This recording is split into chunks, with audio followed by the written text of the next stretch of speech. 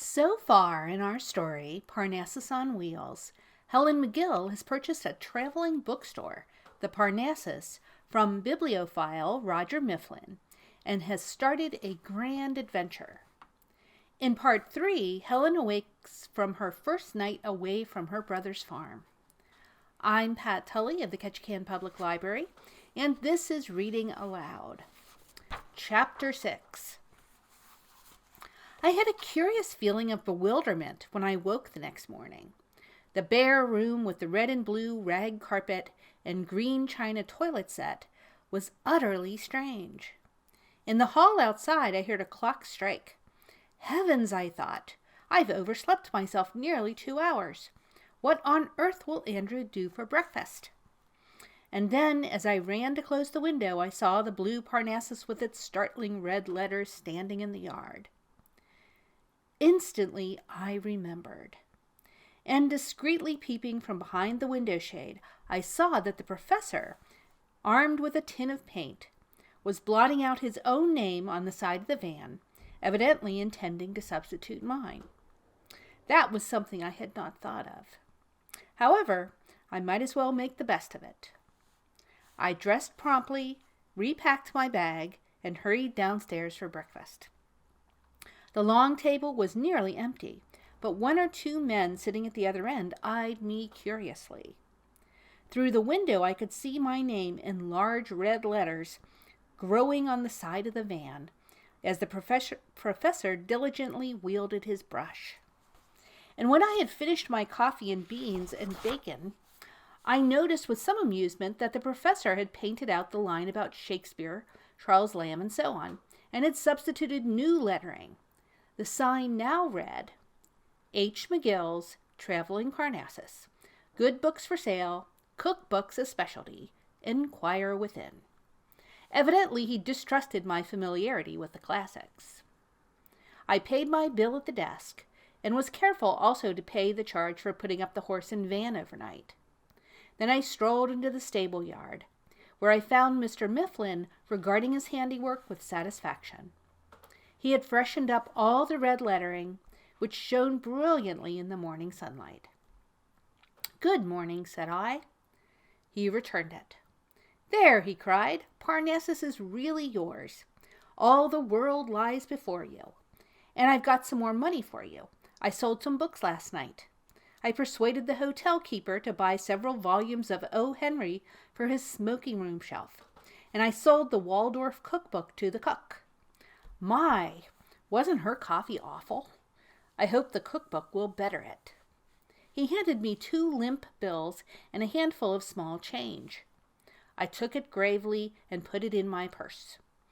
This was really not bad. More than $10 in less than 24 hours. "Parnassus seems to be a gold mine," I said. "Which way do you think you'll go?" he asked. "Well, as I know you want to get to Port Vigor, I might as well give you a lift that way," I answered. "Good. I was hoping you'd say that. They tell me the stage for Port Vigor doesn't leave till noon, and I think it would kill me to hang around here all morning with no books to sell. Once I get on the train, I'll be all right." Bach was tied up in a corner of the yard, under the side door of the hotel. I went over to release him while the professor was putting Peg into harness. As I stooped to unfasten the chain from his collar, I heard someone talking through the telephone. The hotel lobby was just over my head, and the window was open. "What did you say?" "McGill?"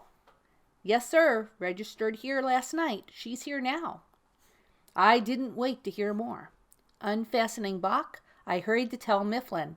His eyes sparkled. "The sage is evidently on our spoor," he chuckled. "Well, let's be off. I don't see what he can do, even if he overhauls us."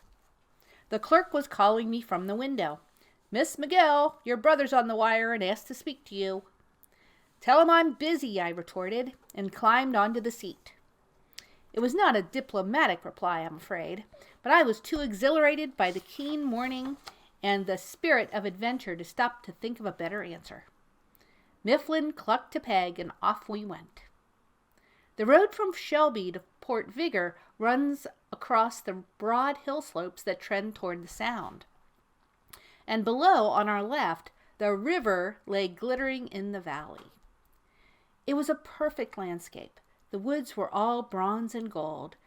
The clouds were snowy white and seemed like heavenly washing hung out to air. The sun was warm and swam gloriously in the arch of superb blue. My heart was uplifted indeed. For the first time, I think, I knew how Andrew feels on those vagabond trips of his. Why had all this been hidden from me before? Why had the transcendent mystery of baking bread blinded me so long to the mysteries of sun and sky and wind in the trees? We passed a white farmhouse close to the road. By the gate sat the farmer on a log, whittling a stick and smoking his pipe. Through the kitchen window I could see a woman blacking the stove. I wanted to cry out, "Oh, silly woman, leave your stove, your pots and pans and chores, even if only for one day.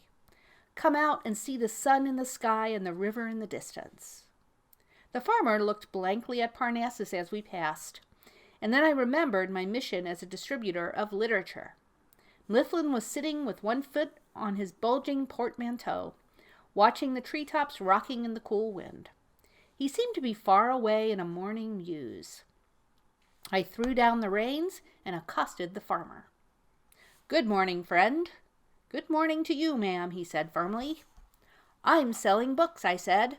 "I wonder if there isn't something you need." "Thanks, lady," he said, "but I bought a mort of books last year, and I don't believe I'll ever read 'em this side Jordan.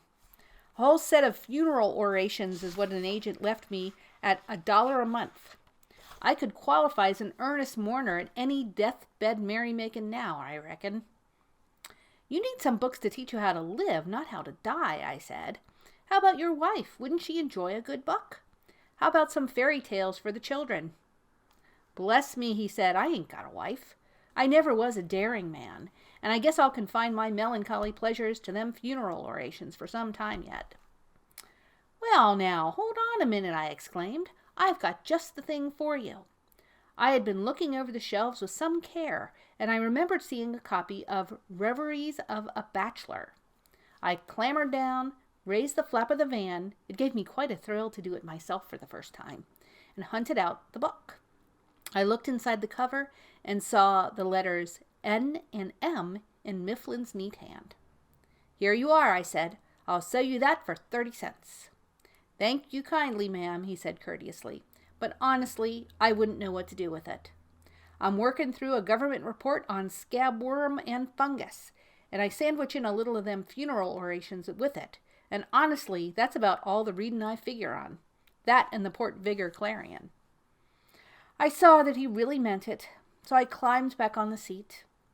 I would have liked to have talked to the woman in the kitchen who was peering out of the window in amazement, but I decided it would be better to jog on and not waste time. The farmer and I exchanged friendly salutes, and the Parnassus rumbled on.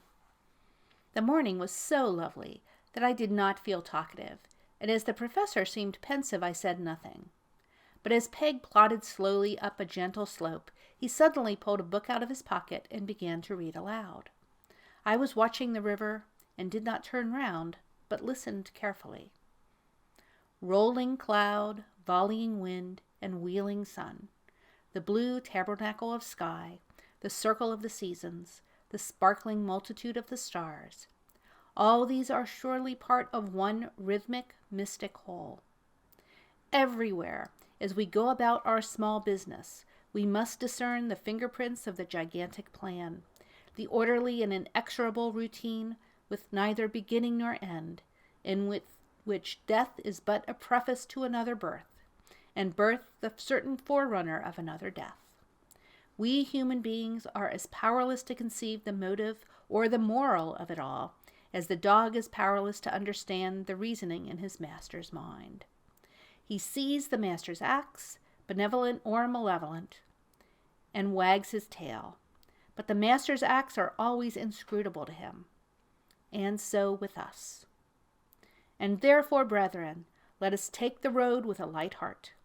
Let us praise the bronze of the leaves and the crash of the surf, while we have eyes to see and ears to hear. and honest amazement at the unspeakable beauties of the world is a comely posture for the scholar. Let us all be scholars under Mother Nature's eye." "How do you like that?" he asked.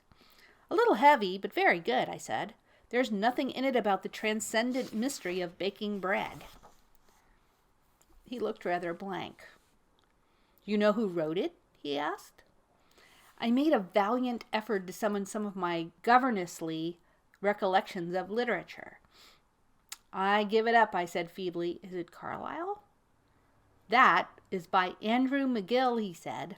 "One of his cosmic passages, which are now beginning to be reprinted in schoolbooks.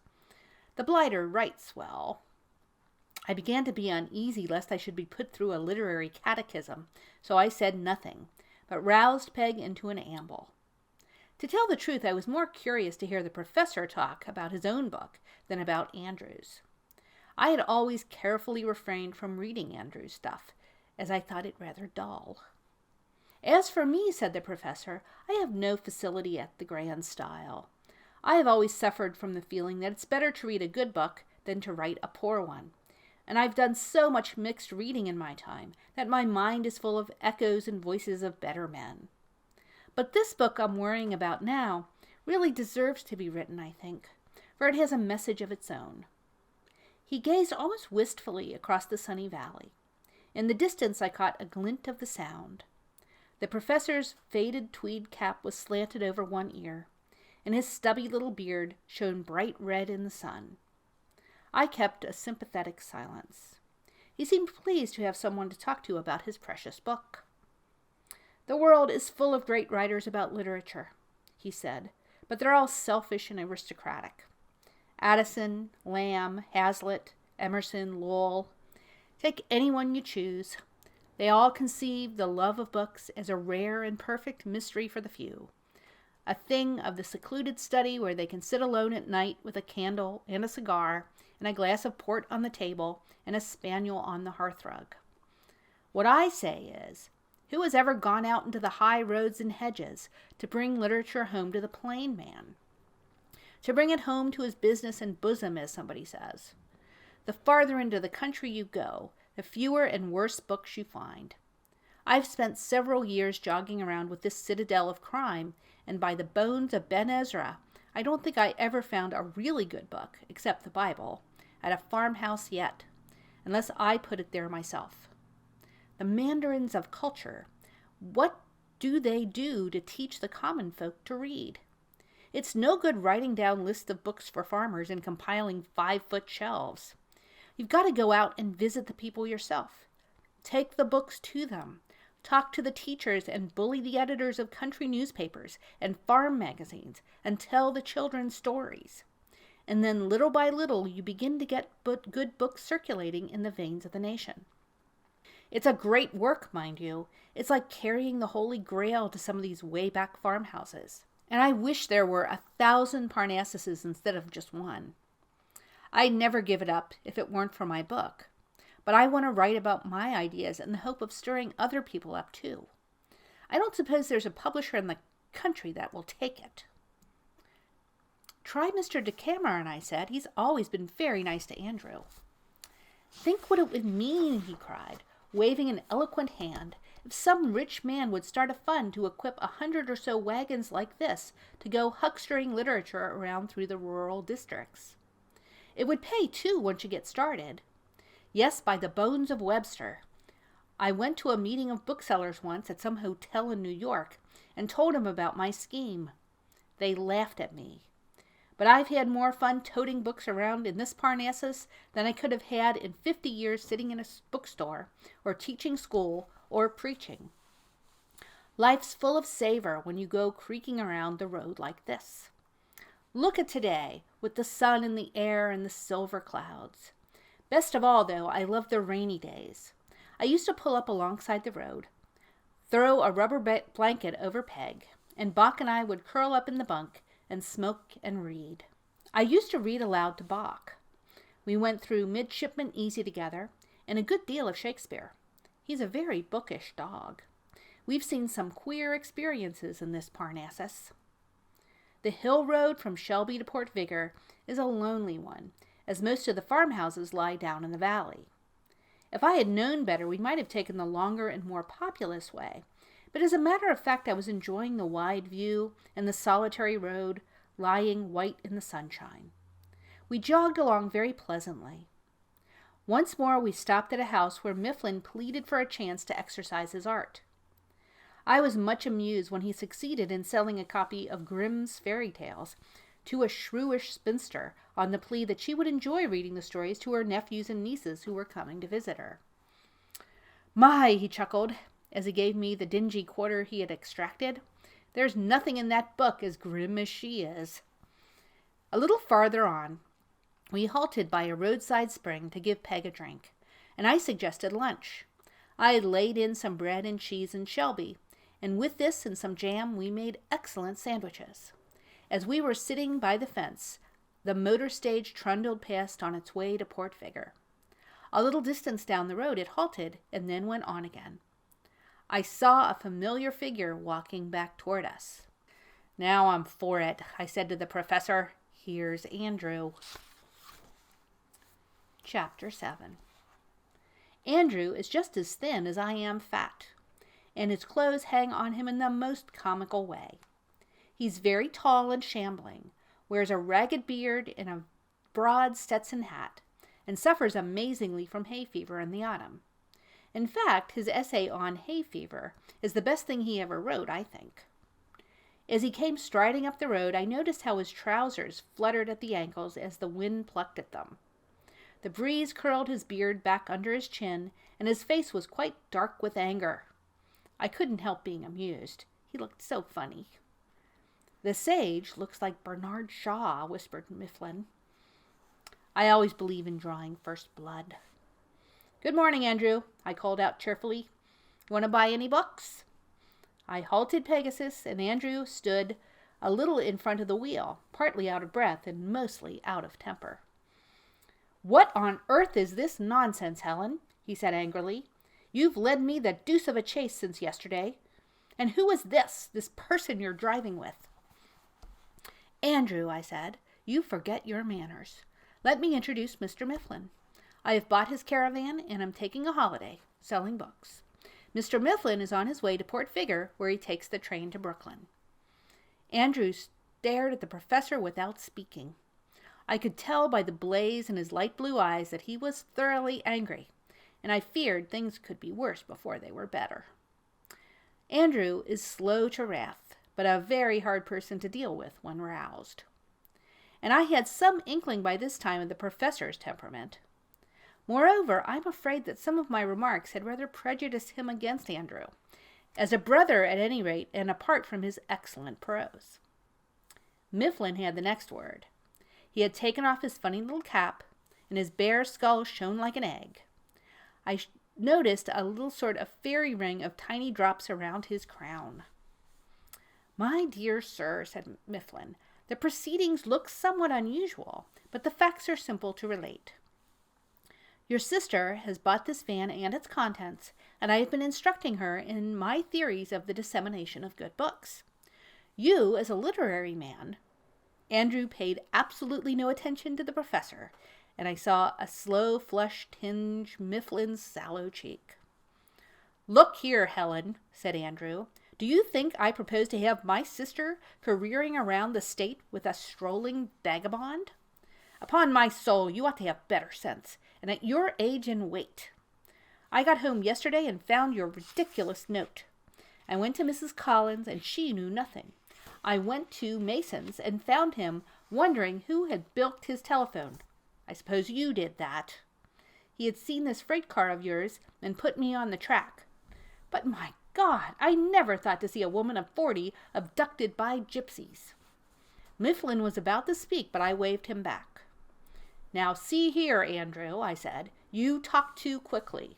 A woman of 40, you exaggerate, by the way, who has compiled an anthology of 6,000 loaves of bread and dedicated it to you, deserves some courtesy. When you want to run off on some vagabond tour or other, you don't hesitate to do it. You expect me to stay home and do the Lady Angeline in the poultry yard. By the ghost of Susan B. Anthony, I won't do it. This is the first real holiday I've had in 15 years, and I'm going to suit myself." Andrew's mouth opened, but I shook my fist so convincingly that he halted. "I bought this Parnassus from Mr. Mifflin fair and square for $400. That's the price of about 1,300 dozen eggs," I said. I had worked this out in my head while Mifflin was talking about his book. "The money's mine, and I'm going to use it in my own way. Now, Andrew McGill, if you want to buy any books, you can parley with me. Otherwise, I'm on my way. You can expect me back when you see me." I handed him one of Mifflin's little cards, which were in a pocket at the side of the van, and gathered up the reins. I was really angry, for Andrew had been both unreasonable and insulting. Andrew looked at the card and tore it in halves. He looked at the side of Parnassus, where the fresh red lettering was still damp. "Well, upon my word," he said, "you must be crazy." He burst into a violent fit of sneezing, a last touch of hay fever, I suspect, as there was still goldenrod in the meadows. He coughed and sneezed furiously, which made him madder than ever. At last he turned to Mifflin, who was sitting bald-headed with a flushed face and very bright eyes. Andrew took him all in, the shabby Norfolk jacket, the bulging memorandum book in his pocket, the stuffed portmanteau under his foot, even the copy of Happiness and Hayseed, which had dropped to the floor and lay back up. "Look here, you," said Andrew. "I don't know by what infernal arts you cajoled my sister away to go vagabonding in a huckster's wagon, but I know this, that if you've cheated her out of her money, I'll have the law on you." I tried to insert a word of protest, but matters had gone too far. The professor was as mad as Andrew now. "By the bones of Piers Plowman," he said, "I had expected to meet a man of letters and the author of this book," he held up Happiness and Hayseed, "but I see I was mistaken. I tell you, sir, a man who would insult his sister before a stranger, as you have done, is an oaf and a cad." He threw the book over the hedge, and before I could say a word, he had vaulted over the off-wheel and ran round behind the van. "Look here, sir," he said, with his little red beard bristling, "your sister is over age and acting of her own free will. By the bones of the Baptist, I don't blame her for wanting a vacation if this is the way you treat her. She is nothing to me, sir, and I am nothing to her, but I propose to be a teacher to you. Put up your hands and I'll give you a lesson." This was too much for me. I believed I screamed aloud, and started to clamber from the van. But before I could do anything, the two fanatics had begun to pummel each other. I saw Andrew swinging savagely at Mifflin, and Mifflin hit him square on the chin. Andrew's hat fell on the ground. Peg stood placidly, and Bach made as if to grab Andrew's leg, but I hopped out and seized him. It was certainly a weird sight. I suppose I should have wrung my hands and had hysterics, but as a matter of fact I was almost amused. It was so silly. Thank goodness the road was deserted. Andrew was a foot taller than the professor, but awkward, loosely knit, and unmuscular, while the little Redbeard was as wiry as a cat. Also, Andrew was so furious that he was quite beside himself, and Mifflin was in that cold anger that always wins. Andrew landed a couple of flailing blows on the other man's chest and shoulders, but in 30 seconds he got another punch on the chin, followed by one on the nose that tumbled him over backwards. Andrew sat in the road fishing for a handkerchief, and Mifflin stood glaring at him, but looking very ill at ease. Neither of them said a word. Bach broke away from me and capered and danced about Mifflin's feet, as if it was all a game. It was an extraordinary scene. Andrew got up, mopping his bleeding nose. "Upon my soul," he said, "I almost respect you for that punch. But by Jove, I'll have the law on you for kidnapping my sister. You're a fine kind of a pirate." Mifflin said nothing. "Don't be a fool, Andrew," I said. "Can't you see that I want a little adventure of my own? Go home and bake 6,000 loaves of bread, and by the time they're done, I'll be back again. I think 2 men of your ages ought to be ashamed of yourselves. I'm going off to sell books." And with that, I climbed up to the seat and clucked to Pegasus.